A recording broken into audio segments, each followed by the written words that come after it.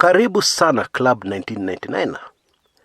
Now, the crux of the simmering rebellion against the handshake within the ODM brigade is President Uhuru Kenyatta. The feeling is that the president is too soft, that he is not able to deal, use his executive power to deal with some certain problems, like the nagging Tanga brigade problem. The feeling is that although the president does not have any power to fire his deputy, there are many other ways he can deal with his deputy. And the feeling is that he's being hesitant. And as a result, he's looking weak, like a lame duck president. Now, in my view, it is super fascinating how the presidency of Jomo Kenyatta and that of Uhuru Kenyatta currently, his son, are so similar. Those who walked within the corridors of power during the Jomo Kenyatta presidency considered Jomo a lame duck president, believe it or not. Oh yes, he was feared. Oh yes, there are so many brutal things that were done.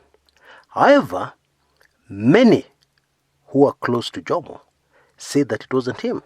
It was actually the Kiambu mafia who had taken over his presidency. And it was always a struggle between decisions made by Jomo and decisions pushed through by the Kiambu mafia. And Jomo lost most of the times, although he won sometimes. Let me illustrate this by giving you a very fascinating example of a time when Jomo won, one of the few times when Jomo won, which illustrates exactly what kind of president Jomo really was. But unfortunately, this part of Jomo never came out very clearly most of the time. Now, get me right. I'm not saying Jomo Kenyatta was not a land grabber. He was. He grabbed massive land. I am not saying Jomo Kenyatta was not ruthless. He was. So what am I saying? I'm saying that the real Jomo Kenyatta came out in his decisions, or rather in the decisions announced to the public, very few times. Okay? And this was one of the few times. Okay, part of the reason, of course, was that Jomo's health was wanting. He slipped in and out of comas, etc., etc. But let me just give you this example. Around the year 1966-67, the first term of the first ambassador to the United States from Kenya was coming to an end. The name of that ambassador was Burudi Nabwera, a Jaramogi Oginga Odinga man. Now, Ambassador Nabwera had played his politics perfectly. He understood his job and he understood politics.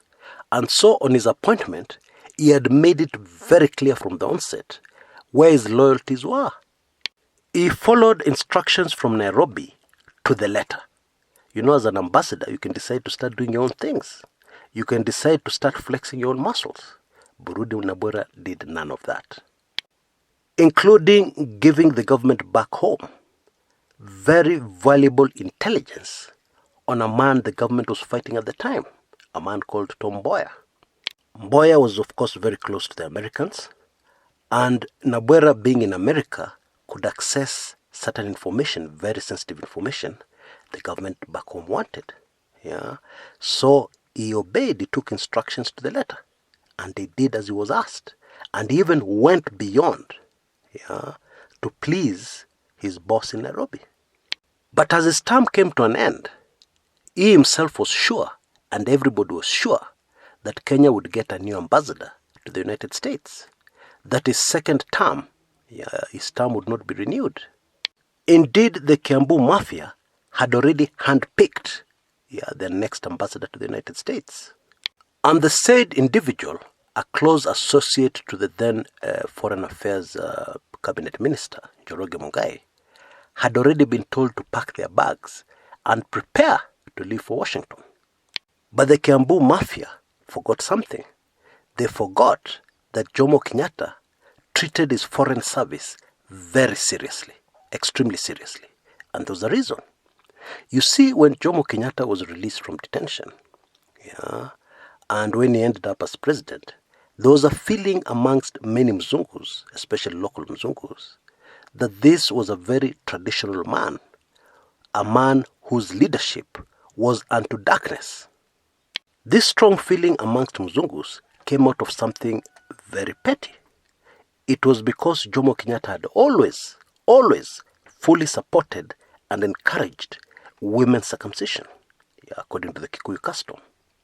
And the feelings amongst those Mzungus who knew Jomo was that at some point he would slip back into his traditional ways and wreck the country. And maybe they were right, because of the 1969 odds that completely destroyed the country.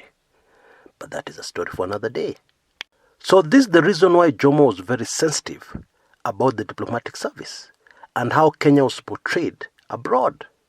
He ran the foreign service very efficiently. All ambassadors were recalled very frequently to Nairobi for briefing, and for progress reports. Indeed, if Jomo had run the rest of the country the way he ran his foreign service in those earlier years, Kenya would have been a very different story. Anyway, so Jomo did not need any advice when it came to the foreign service and replacing or appointing ambassadors, because it was something which was very close to his heart. And so, to the shock of everybody, Burudi Nabwera's contract, was renewed, even as Vice President Jaramogi Oginga Odinga was removed from politics in Kenya. Burudi Nabwera survived. And this still shocks very many people who look back to that time. But it was very simple. Jomo Kenyatta was taking wise executive decisions, not based on tribe, not based on anything else, but the way his ambassadors were working according to his instructions. Jomo must have known very well that replacing Nabwera at that point, it would have been very difficult to get somebody else who was as hardworking as him. If he was replaced by a member of the Kiambu Mafia or an appointee of the Kiambu Mafia, that person would most probably be going to the United States for holiday first, and then his job second. Now, fast forward to the present. Uhuru Kenyatta is a lame duck president. That is the truth. And it starts with his very character. And I discussed that in great detail in my latest weekly intelligence briefs. It's very sensitive. Now, as you may have noted, we have recently changed platforms, hosting our weekly intelligence briefs. And this decision has enabled us to accept more members. Because the YouTube platform had a maximum of 50.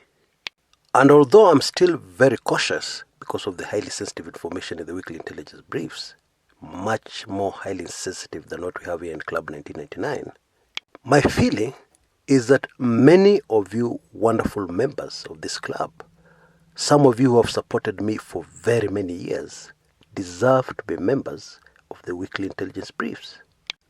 And that is why we have decided for a very short time, 1 or 2 days, we will allow members of Club 1999 to subscribe to the weekly intelligence briefs at a very, very special price.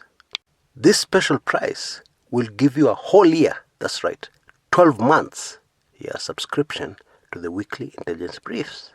So I suggest that you grab this opportunity and go for it immediately.